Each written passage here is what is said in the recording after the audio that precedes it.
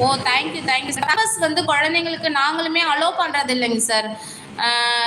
ஏன்னா குழந்தைங்களுக்கு நிறைய இன்ஃபெக்ஷன்ஸ் ஆகுது. பேம்பர்ஸுங்கிறது அதில் கெமிக்கல் மிக்ஸ் பண்ணி தான் வந்து யூரின் ஆகட்டும் மோஷன் ஆகட்டும் குழந்தைங்களோடத அப்சர்வ் பண்ணி வச்சுக்குது.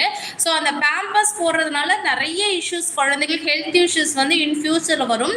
எங்கள் ஸ்கூல்லையுமே நிறைய குழந்தைங்களுக்கு இன்னுமே பேம்பர்ஸ் வந்து வேர் பண்ணி தான் அனுப்புகிறாங்க.